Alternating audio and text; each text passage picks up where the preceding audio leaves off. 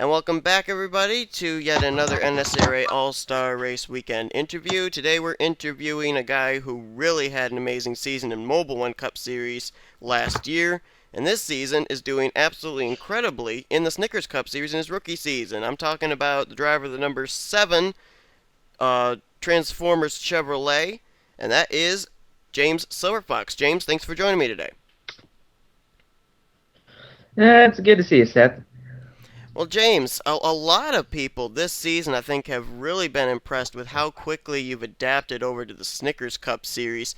All of a sudden, you were down around 35th in points in the first 5 races of the season, and now you're up there battling with Hayden Klein and John Cittadino and Mary Cole for the rookie points lead.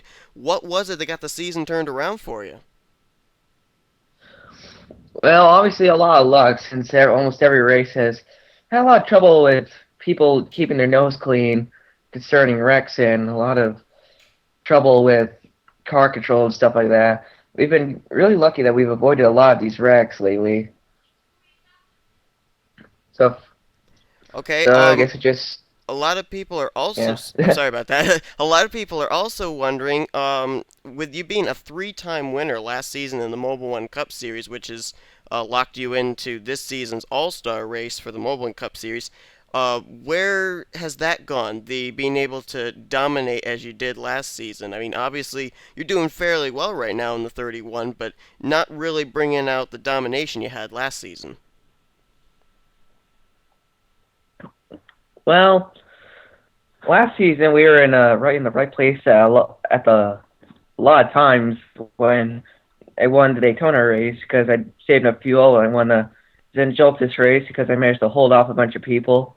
One, and then I won California, which was actually a true win for me. But I don't know. I guess we've just been pretty unlucky, and I had very good qualifying starts. I've noticed that a lot. I haven't had too many good. I haven't really had any too good qualifying runs lately. Could use some better ones, in my opinion. Well, a lot of your victories last season and some good finishes this season. You had a good finish, I believe, in the Snickers Cup Series race at Talladega just a few weeks ago. Obviously, your last Mobil Cup Series win came at Zenjolta, so you apparently know how to get around restrictor plate tracks pretty well and be in the right place at the right time to leave with a good finish, if not a win. Heading to M&M Super Speedway, which is a restrictor plate track, what do you think your chances are? Yeah, well, I guess the super speedway races have always been one of my favorite types of racing ever since I was a little kid.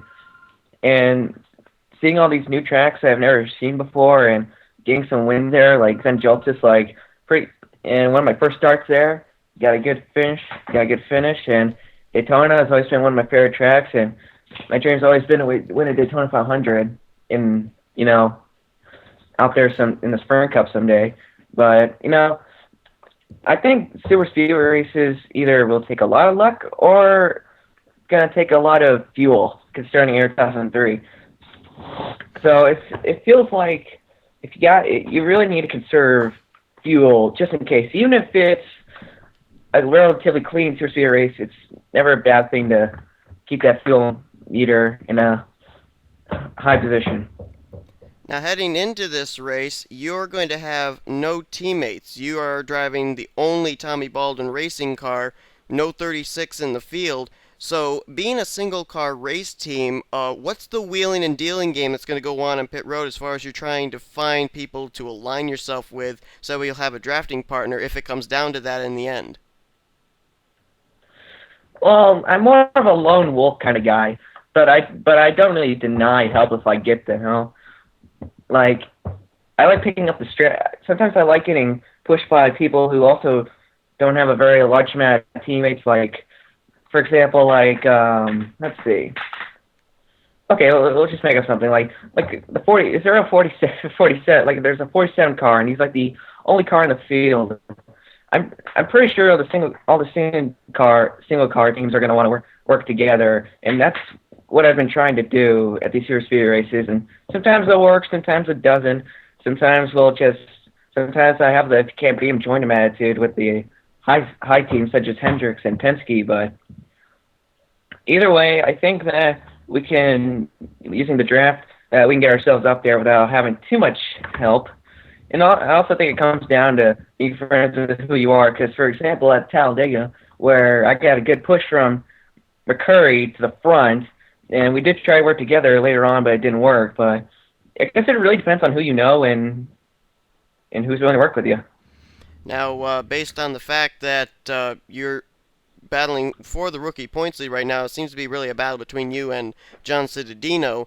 But you don't have any wins this season in the Snickers Cup, which means you're going to have to either finish first or second in the All Star Open in the Snickers Cup. But you also have the chance to get in on the fan vote. So, in this opportunity, is there anything you'd want to say to anybody out there as far as voting for you to get you into the All Star race? Well, I think my Mobil Cup Series performances have been good enough, and my Snickers Cup Series finishes lately have been very top notch. And honestly, and I won the highest in points with no wins. So I think that I am worth the vote to get in, because I'm really good at I'm really usually pretty good at these exhibition races. Like I've won a couple of contract races before. I won some special event races along with that. So I don't know. Vote for me, and I'll see what I can do. That's all I can say. All right, we've been talking with James Silverfox, who will be taking the number 7 in the Snickers Cup and the number 31 in the Mobil Cup Series to M&M Superspeedway during the All-Star Race weekend. Be sure to keep it here, guys, on NNSCRA Sports Channel for more interviews coming soon.